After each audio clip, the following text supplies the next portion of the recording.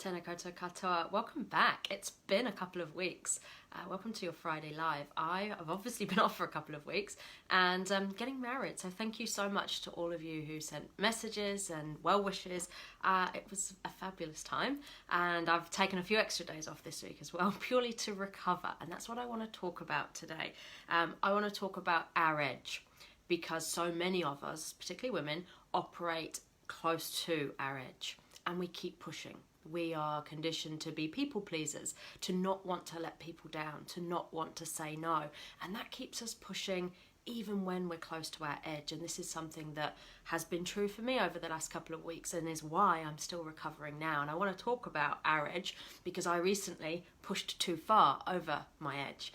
And you would think that I would know better.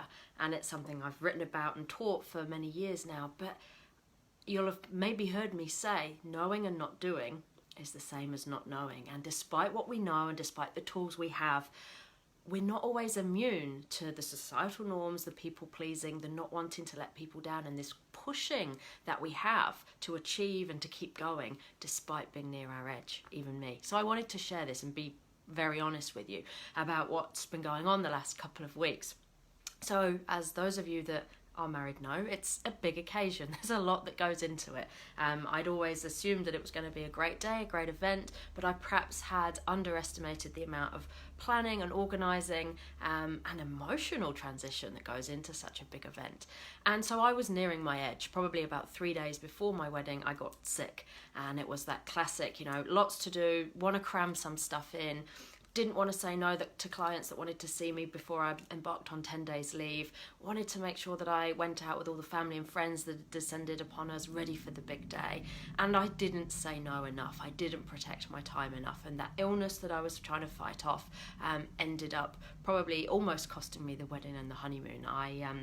Luckily, the medication got me through the day, and it was a wonderful day, and I loved it.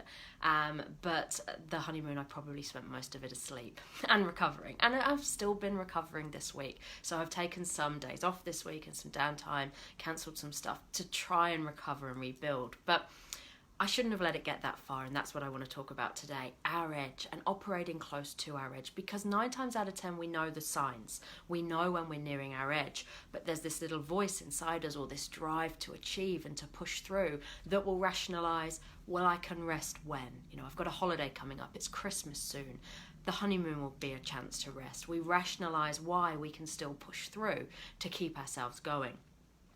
We also tend to, and this was certainly true for me over the last couple of weeks, at the same time as being close to our edge and not listening to the warning signs, we tend to also, on the other side, indulge in some other bad habits. And this was something I'd noticed. Reaching for a few more wines of an evening to unwind, eating all the wrong things, not getting to my yoga practice as often as I would normally have liked, trying to fit more in, trying to do more even though you can feel that you probably need to be doing less. And of course, this was stuff that I've noticed and reflected on in hindsight.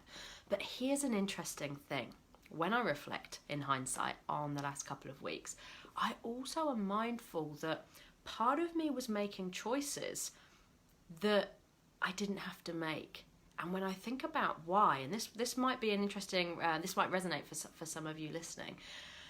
When I think about why, there was a lot of emotional toll involved in the last couple of weeks. Obviously, COVID meant that all of my family, their flights had been cancelled. They were not going to be at my wedding. And the emotional toll of this, I'd obviously underestimated. So I made myself busier by taking on extra projects, by bringing forward deadlines I perhaps could have left until after the wedding. And in hindsight, I can see that this was convenient for me because it distracted me from the emotions that I was dealing with. It distracted me from sitting with these emotions. And so I made myself busier than I needed to be because of the stuff that was going on. And that's a really interesting reflection for me, sitting here now, reflecting back on it, because although it was happening at the time, it suited me to make myself busy. And how often are we close to our edge, yet we're still making choices to keep ourselves busy, to keep pushing? And that can come from a place of not wanting to let people down. It can come from a place of drive and achievement, particularly if you're a high achiever. But it can also come from a place of, actually, I'd rather be busy right now to take my mind off my problems or to not deal with these emotions that are coming up. So I wanted to share that and be quite frank and honest with you about my last couple of weeks. I am recovering. I'm feeling heaps better now. But it's so easy to do because so many of us do operate at our edge and we push ourselves too far over that edge. So knowing the signs and being able to know when to call it and when to rest and when to recover is always important, but particularly I think this year more important than ever because we're at the end of a massive year.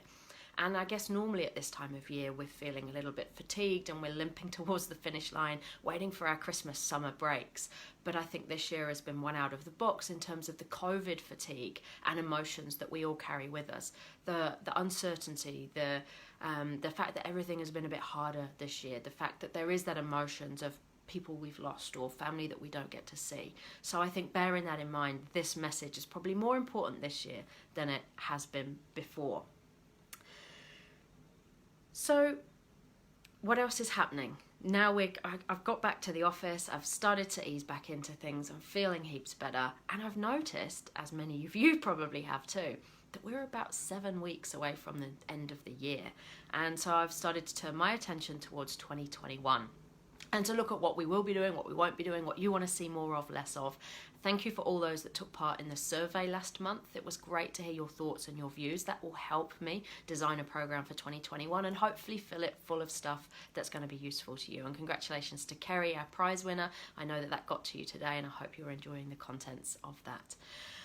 We kick off the last intake on Monday of the 4-week Imposter Syndrome course. There is still one more place left on that, so if you wanted that place, I'll pop the link in this live. So it's via Zoom, doesn't matter where you're based. Every Monday for 4 weeks, a small group of us meet to really take a deep dive into what imposter syndrome is, how we navigate it, and most importantly, the strategies for overcoming your imposter syndrome.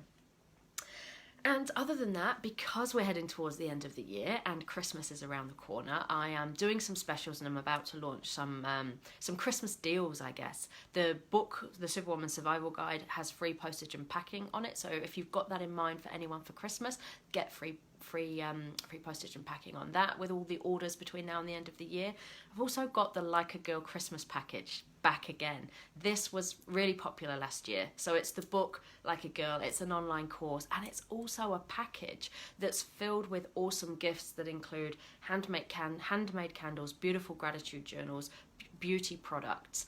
And this year we've made a slight change in that we've replaced every single product in that gift pack that is now made by a local New Zealand woman. So through that gift pack, we'll be supporting local women in business from Aotearoa, and you know that that's something close to my heart, to lift other women up. And so the Christmas gift package, given its popularity last year, is something that I wanted to bring back, but improve in a way that all of the products in that package now are made by local women from New Zealand, and we're supporting their business. So if you want to have that package, I'll pop the link in this live to all of the Christmas packages so you can get a heads up on what's coming out. But if you'd like to order that for someone you know and love over Christmas, then there's some awesome gifts in that which will also be supporting other women in business.